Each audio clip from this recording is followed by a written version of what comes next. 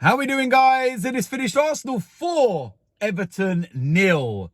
5 points clear at the top of the league.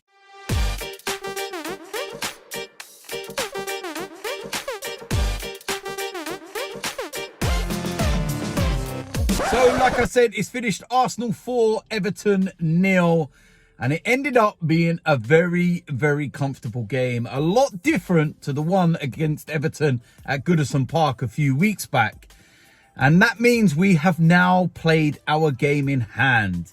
And we have capitalised on our game in hand. We are 5 points clear of Manchester City with the same games played. Now, I said before the game, this was so important because it was that game in hand for absolutely ages. It feels like we've been sitting here and saying we have a game in hand. We have a game in hand. When Manchester City beat us and they went top of the league by goal difference, we were like, but we got a game in hand.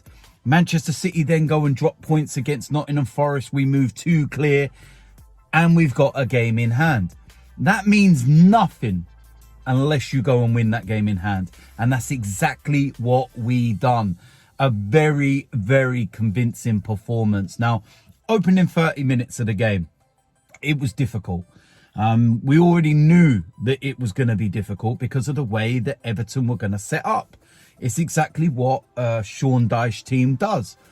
And it was one of those where you need to be patient. But it was also one of those games that once you've got that first goal, the complete, dynamics of the game change.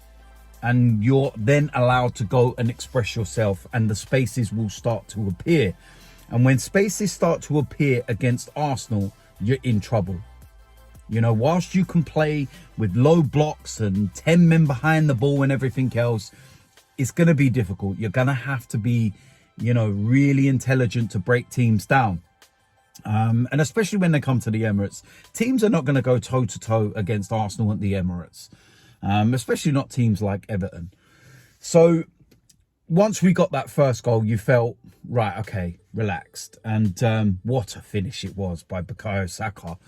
And again, it was one of those finishes. Now, we'd done an interview not too long ago where he was speaking about Mikel Arteta and what he's, been doing in terms of finishing.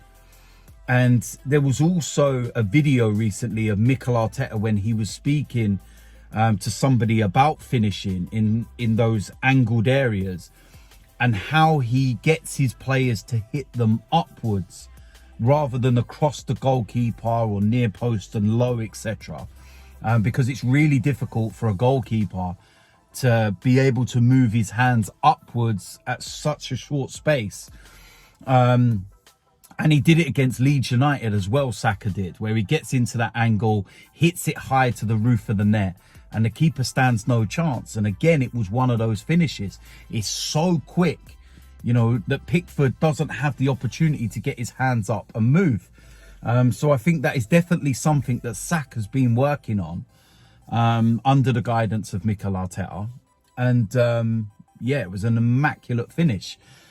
Second goal, one of those where, we nick the ball and you think, VAR's going to intervene here and it's offside.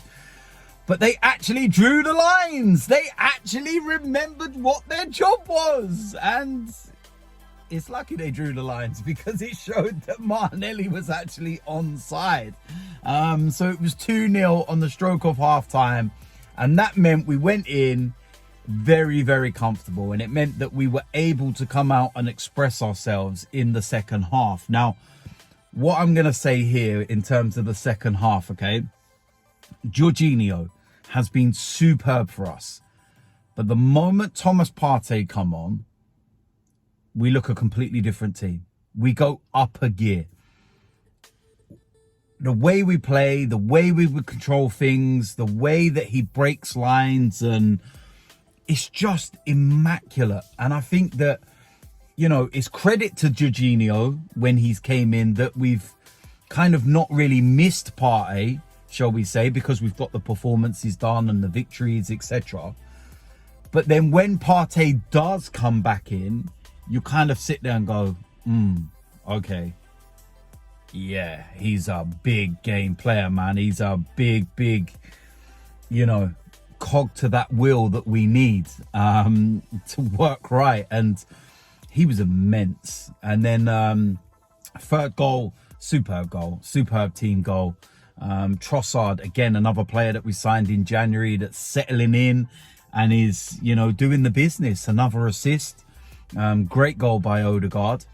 And then the fourth goal, Nketiah comes on, you know, breaks into the channel. Zinchenko as well, can I just say as well, his performance and the way that he plays that inverted role and some of the little intricate passes he's doing to open teams up is just superb. You got to remember, it's his pass for Saka's goal. It was his pass that put Nketiah through for the fourth goal. You know, Eddie cuts it, Martinelli in that striking position, very calm.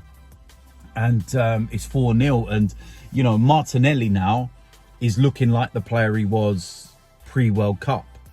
And I don't think it's any surprise either that now he's getting to play more of a central role and also being able to play in that favoured inverted wing role that he likes to do when Jesus is normally there. In the last couple of games, it's no coincidence why he's playing the way he is. And I'm not going to criticise Eddie Nketiah here, but Martinelli is not able to play that style when Eddie Nketiah is playing as the striker. In the last couple of games, when Trossard has been there and the pair of them are interchanging, Martinelli's been able to come into his own and be able to show the player that he was, you know, prior to the World Cup when he was playing alongside Jesus. So it's not a criticism of Eddie. You know, I'm not trying to put him down or anything like that. It's just that players like Martinelli benefit when they're playing with players like Trossard and not an Eddie Nketiah. And I think you'll continue to see that once Jesus comes back into the side. So listen, it's a massive win. We've won the game in hand. Very comfortable victory, 4-0. Jesus is close to returning as well. And you've got to remember, we're in an identical position now, 5 points clear, when Jesus got injured. And at that point, everyone thought the world had ended and Arsenal's run was about to crumble. Well, there we go. Everyone thought we were going to crumble in February. And despite some setbacks, we sit here, you know, at the start of March, 5 points clear at the top of the Premier League. And I think, again, I'll go back to the point. If you said to any Arsenal fan at the start of the season, you'd be going into March, 5 points clear at the top of the league, we'd have laughed at you. And it's as simple as that. So we got the victory, 5 points clear, and 13 more games to go. 13 very, very big games. 39 points to play for. There's going to be a lot of twists and turns yet, that's for sure. So, yeah, listen, if you're new around here, hit the subscribe button. There'll be the preview and everything for the Bournemouth game. I'm going to be doing a watch along for that game. And yeah, I'm happy. I'm very happy at the moment, but game at a time. Yeah, listen, hit the like, hit the subscribe button. And I will see you lot soon. I'm out of here.